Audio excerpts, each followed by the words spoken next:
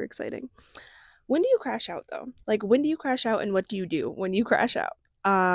So if you would have asked me, I honestly probably would have told you I probably crash out at least once a day. Surprisingly enough, I have not crashed out today yet. Um, but like I crash out damn near almost every time I'm overstimulated. But like it's a mini crash out, and for the most part, it just happens sometimes. Like a girl with an attitude just has an attitude. I don't know. There's nothing you can do about it. But I don't know. I think it's good to let that shit out. Like, and I don't mean like in like a gentle parenting kind of way. Like, I'm not saying like you need to express your feelings, honey. Which like obviously like you need to express your feelings, honey. But like also at the same time, I'm not saying to like I don't think I'm ever gonna tell you to sweeten your reaction. Whatever your reaction may be, don't sweeten it.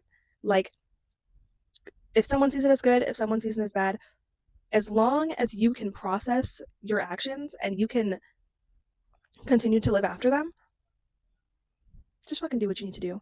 And I'm also like not saying to lash out at yourself or the other people around you. Like, and that's why I say that I comedically crash out. Because when I crash out, I make sure that it's very clear that like it's a joke. I am not trying like I need to say this right now because if I don't say it, I might actually crash out, but know that when I'm saying it in this moment, it's a joke. It won't be a joke later. So let it out when it's a joke so it doesn't become a real scenario.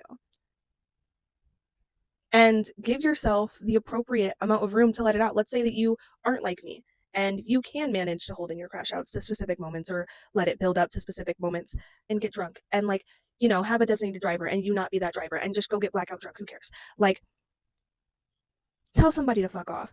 Look at the car next to you. Like, and I'm not saying that this isn't every day because I don't think that people should be crashing out all the time. I know if I'm yelling at anything, like I'm probably yelling at myself, but like I'm gonna yell. And I get that like heightened emotions can be really scary for people who don't have heightened emotions, but it's honestly kind of normal for the people that do. Like, there are a very wide range of people who just have very heightened emotions in this world, and you are so allowed to live with your emotions at that height. Like, you really never had to dial it down for anybody. And you are like, I don't know how else to explain that you are so okay to do whatever the hell you feel that you need to do to get through life as long as you aren't going back on your own word or breaking promises to other people or hurting other people in the process or not taking accountability for your actions. As long as you are standing in yourself every step of the way and giving yourself room to be who you are so you can discover who you are, it's okay to not be digestible for everybody. Like, and that's something that I struggle with, like, especially with like doing the podcast and stuff like that. It's often that I am thinking like, fuck, like people are going to judge me. People are not going to like what I have to say. And then like there I am still editing and posting. Like, I am so full of insecurity. It's actually kind of insane for the level of ego that I have. Like, and recently I'm like shifting, like I literally have to like force myself to shift the narrative inward. Like, though like my outside might not reflect what I feel my inside is, if that is what I believe my inside is, then I am also allowed to reflect what's inside of me. Just because it's not on the outer world does not mean that I'm not allowed to reflect what's inside of me, which is a lot of feminine energy for me. I project a lot of masculine energy. I know this. Or I'm knowing this. I'm learning this. I'm learning about this. Like I get it. Like I'm intimidating. I'm a breath of fresh air, but I'm also something that's not like easily digestible. Like, you're gonna smell it and you're gonna look at it first. You're gonna be like, what is going on over there? You know what I mean? So despite what like people thinking that like despite what wanting to be perfect might make you think in like whatever your head allows, you are so very allowed to react to what life throws at you. Like, you are allowed to express. And I'm not saying that you need to like become a malicious person to do any of this because you don't. But what I am saying is if you bottle shit up and don't express it at all and then just cope and you're bottling it up and you're coping with it, you're just shoving more stuff in that bottle. Honestly, you're just shaking the bottle. You're shaking the bottle and it's gonna explode because you're shaking it. Because at the end of the day, there's always gonna be something left over from your past that is what you could say like it's technically like haunting you. It's staying with your energy. And that's something that you're going to have to process every time that comes up in your life. And that shouldn't be something that is hard for you to talk about. So you have to make it normal for these things to come out of your mouth in the first place. I don't know if you've noticed, but if you haven't, life is messy as fuck. Like, my life is just messy. And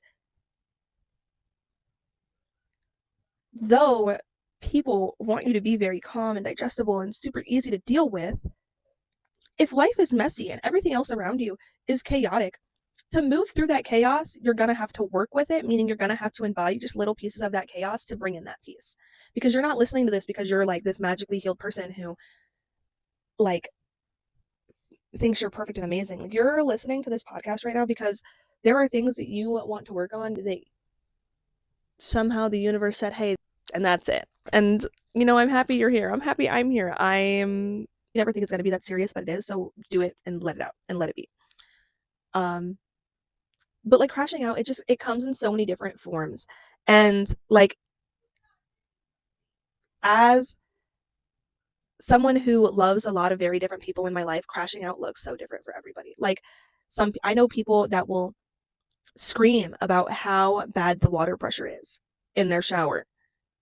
Some people will go out and they will hook up with as many people as they can.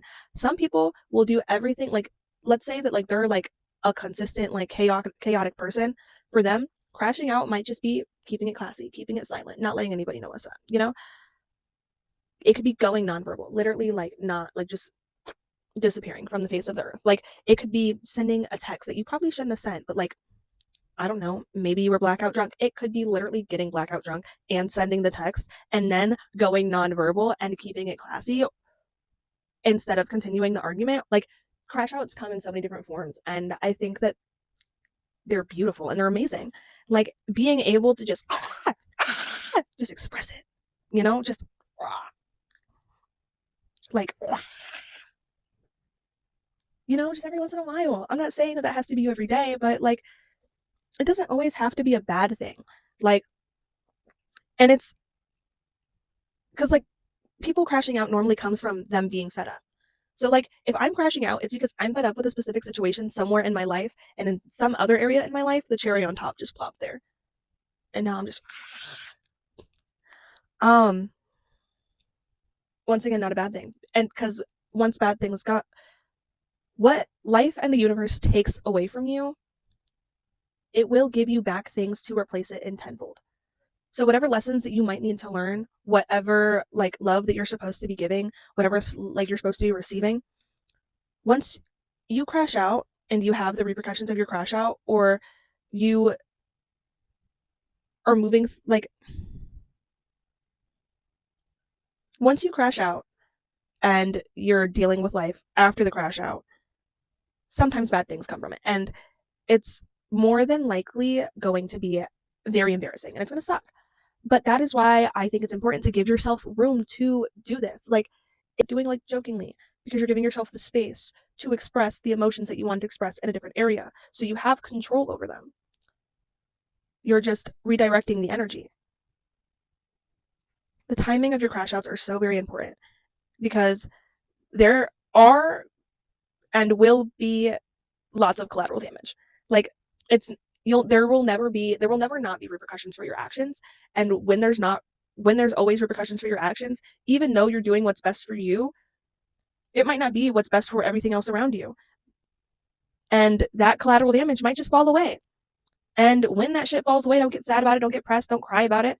Take accountability. Like, step up and be like, fuck, like, I mean, I crashed out, and because I crashed out, like, this is where everything's going. And like, I can't take it back. So I guess I just have to fucking move through it. I can't keep trying to reach for the past when obviously the past dead ass made me crash out. So own that shit and move on. Don't dwell on the fact that you crashed out. I let my crash outs be something silly, goofy, and expressive. If it's not silly, if it's not goofy, then it's expressive as fuck. And that's all that they should be.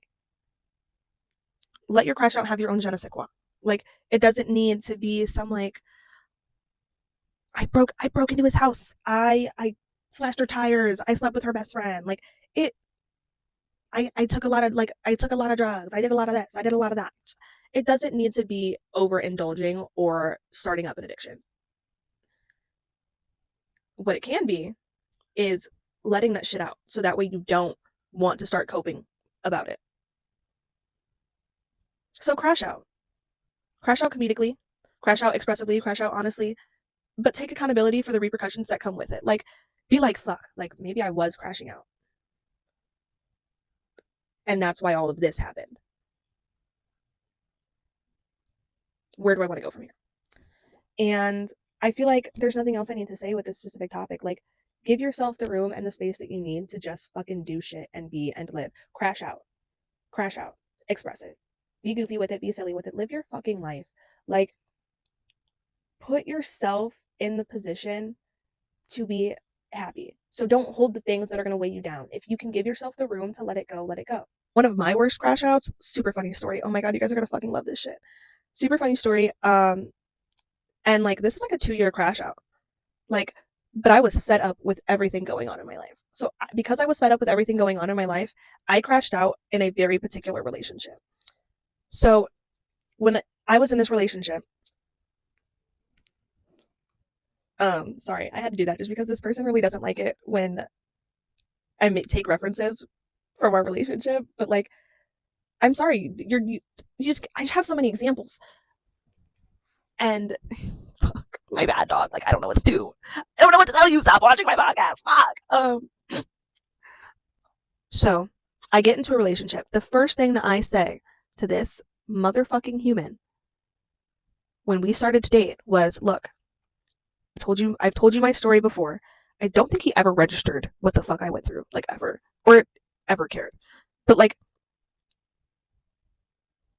I said, I get experimenting, but do not lie to me about drugs. If you start lying to me about drugs and you don't tell me when you're doing them, I'm gonna consider you an addict and we're gonna break up and we're never getting back together. And like, you're gonna have me 30 fucking different ways typed fucked up. If you lie to me about doing drugs and when you're doing them, I'm like making out with the mic. I'm gonna, like, that's, to me, that's the same level of hurt as cheating. Because you're literally doing something with your body that will affect my body. Because we sleep together and we have sex. Like, just don't, like, tell me what you're doing so I can adjust my plan if you're gonna be an idiot. And so, literally, Mother Nature herself pushed me out of this relationship. She said, listen, I get you love him, but he does not want to take care of you. And you gotta go. Like, if you stay here, you're just gonna become part of him and you're not gonna be you. You're gonna lose your whole entire self for him. And so, if the risk is losing myself or another human, I'm gonna pick myself. I'm the one that I have to fucking deal with, even when my eyes are closed. So, I'm gonna pick myself. So, I removed myself from the situation. We had then decided for some reason that we would try long distance. It wasn't even working in person. I don't know why we did that. And then we had kind of just stopped. And then I had started hooking up with other people. I had started seeing other people. I had another significant other. And like, I would still go see this man. And like, whenever I would go back to Florida, like, I would go see him. I'd hang out with him. We'd hook up. We'd chit chat every once in a while. Where I fucked up in this situation was somehow along the way, I think that in their mindset, I'm really trying to not like put too many genders on it because I don't want to make it all offended, but like whatever.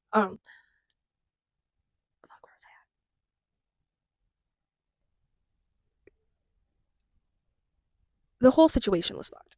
And basically, I had decided to get like subconsciously too. I subconsciously decided to get my number one motherfucking lick back. So when I was like hooking up and seeing other people and like I had like another boyfriend and when all of this was going on and like I'm like just being single out in the fucking world as a single fucking woman does in 2026. Like I would still see him. Like, bro started actually taking care of himself and then said, hey, I'm different now. No, you're doing the bare minimum of life necessities. That's not like becoming different. You're literally doing the bare minimum to be a surviving human now. Great. But you need to do more than that if you want to be in a relationship with me. Simple as that.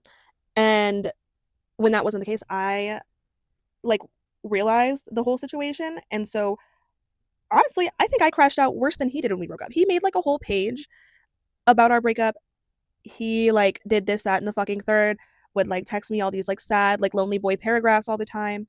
And I like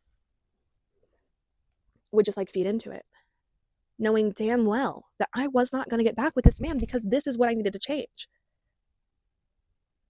Like, I'm sorry, but lonely boys lie. You ever met a lonely boy that doesn't lie? Thank you. And so when I found out he was talking to somebody else, did I make a separate page and post any love letters that he wrote me? No. Why? Because he never wrote me any love letters. I wrote him love letters and he posted about them. What I did was mail him 6 love letters that I had written out of pure emotion. And that really pissed off the new whatever. But yeah, that was like my number one crash out. And I even like went back and forth with this girl on the phone. Like that, like I crashed out. I don't know what to tell you. I did what I did. Do I regret doing what I did? No, because I definitely did it for me. And it wasn't like a call for like undying help, because after it was done, I felt free, not waiting and hoping. So that's how you know it was a good crash out. If by the time that you're done crashing out, you feel free rather than waiting and hoping. So crash out, my babies. Crash out. Tell me about your worst crash outs. Tell me about your favorite crash outs. Tell me about things that you would do if you wanted to crash out. Literally, tell me whatever the hell you want about crashing out in the comments. Go ahead and like, share, and follow, and whatever the hell you else need to, whatever the hell else you need to do with the podcast. I love you guys so very much. Thank you all so much for supporting me and being along with me in this journey. And okay, I'm done. Bye guys. Love you. Later, taters.